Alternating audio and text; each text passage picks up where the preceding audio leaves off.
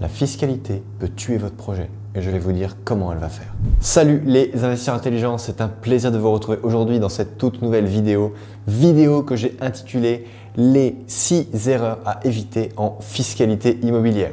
Pourquoi les 6 erreurs? Parce que lorsque j'ai préparé cette vidéo, j'ai essayé d'énumérer par rapport à des commentaires que l'on m'a fait récemment, quelles étaient les erreurs les plus courantes qu'un investisseur débutant ou qu'un investisseur averti peut faire en matière de fiscalité immobilière. La première erreur que l'on peut faire, c'est de surestimer l'impact fiscal sur notre propre investissement. Je prends toujours l'exemple de Monsieur Dupont. Monsieur Dupont, il se renseigne dans son entourage sur l'investissement qu'il veut faire et son entourage, qui ne connaît strictement rien à l'investissement locatif, va lui dire « Non, écoute, ne fais absolument rien. Le peu que tu vas gagner, tout va partir en impôts. Donc surtout, ne fais pas ça. La meilleure façon de devenir riche, c'est de travailler, c'est d'être salarié. Fais un crédit pour ta maison, achète. » Bref, le schéma classique, ce que Robert Kiyosaki appelle la rat race. Donc voilà, la première erreur que vous pouvez faire déjà, c'est d'écouter des personnes qui n'y connaissent strictement rien et qui vont influencer votre jugement. Si vous voulez vraiment avoir un jugement qui est neutre par rapport à ça, regardez des vidéos de différentes personnes, allez sur des sites internet qui sont pro-immobilier, d'autres qui sont contre l'immobilier et faites-vous un avis plus et moins et jugez en fonction de vous, de votre propre projet.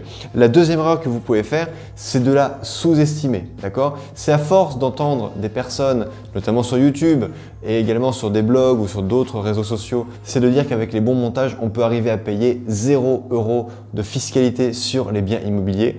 Oui, effectivement, c'est vrai les premières années, mais attention, un jour ou l'autre, les impôts vont arriver. De plus, vous avez deux schémas d'investissement. Vous avez le schéma où vous ne payez pas d'impôts pendant l'exploitation, mais à la revente, vous vous faites massacrer, ou vous payez beaucoup d'impôts pendant l'exploitation, mais vous n'en payez pas à la revente. Donc, choisissez ce que vous voulez. Il y a bien sûr des modes d'exploitation qui sont alternatifs qu'on va étayer un peu plus loin dans la vidéo, mais gardez à l'esprit que, quoi qu'il arrive, payer 0 € d'impôt sur des choses que vous gagnez, ce n'est pas sain, ce n'est pas un système viable. Je vous rappelle qu'en France, certes, on paye beaucoup d'impôts, mais on a des routes en bon état, on a un système de santé qui fonctionne. Et même si on a l'impression que la France est le pire des pays du monde, je peux vous dire que pour avoir visité une trentaine de pays, dont notamment des pays avec des économies similaires, des pays modernes, des pays fortement civilisés, je ne parle pas de pays du tiers-monde, ou quoi, je peux vous dire qu'en France, on est extrêmement bien loti avec des routes en bon état, avec un système de santé qui fonctionne très bien. Bref, je ne veux pas non plus rentrer trop dans le détail, je veux simplement vous dire que payer des impôts, c'est très sain. Il ne faut pas non plus chercher à trop y échapper parce que si on y échappe trop longtemps, ça nous rattrape d'un seul coup et lorsque ça tombe d'un seul coup, ça peut faire très mal. La troisième erreur, qui est une erreur fondamentale que beaucoup trop de gens font, c'est de ne pas savoir ce que vous attendez de l'immobilier. C'est-à-dire qu'on va prendre l'exemple de Monsieur Dupont, il achète un appartement parce qu'on lui a dit sur internet que c'était bien d'acheter un appartement, que c'était bien de diversifier sa source de revenus, de garder son salaire, d'avoir ensuite un investissement locatif à côté. Oui, ok, c'est un excellent but, mais cet appartement, qu'est-ce que vous voulez en faire? Est-ce que vous voulez simplement le payer le plus rapidement possible et ajouter les loyers à venir à vos autres revenus?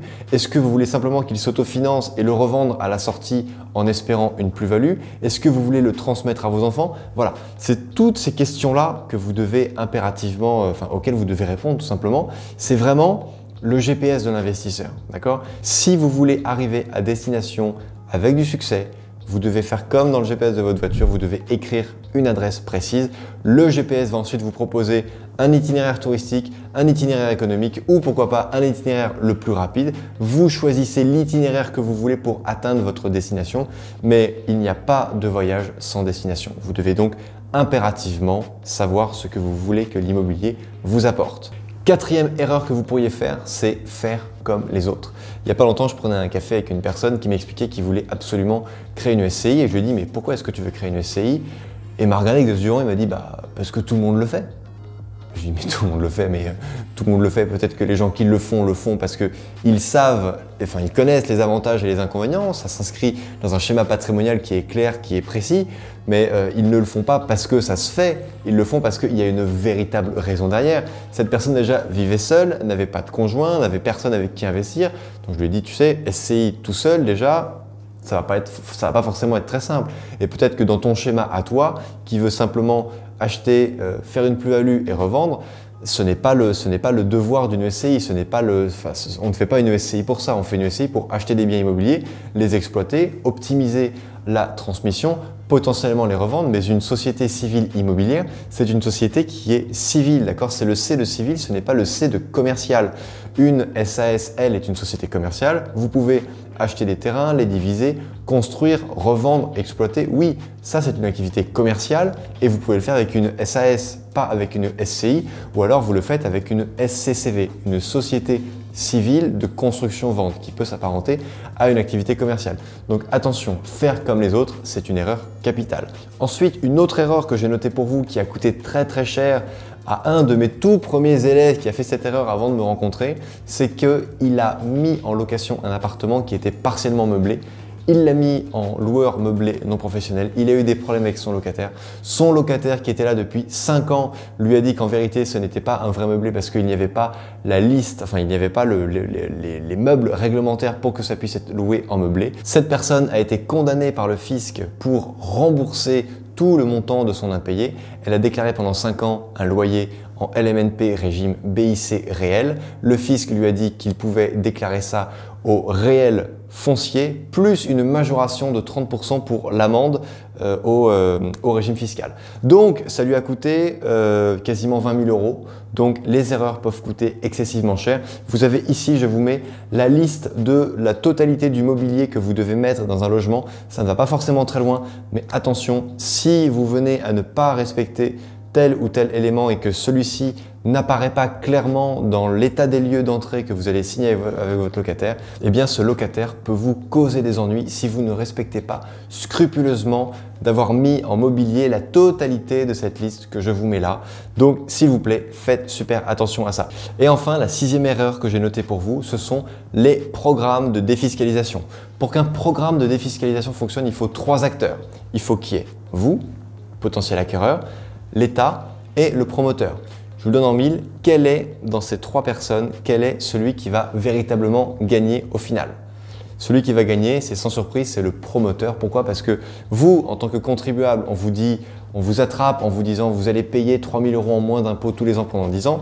Donc, vous allez économiser 30 000 € d'impôts. Mais à quoi bon économiser 30 000 € d'impôts si c'est pour acheter un bien 60 000, 70 000, 80 000 € parfois plus cher que la vraie valeur. Donc, quoi qu'il arrive, dans 90% des cas, ce n'est pas vous qui allez gagner.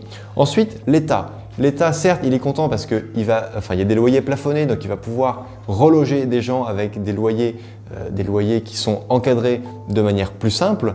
Mais au final, il y a une fiscalité qui est réduite pour les loyers qui vont être perçus.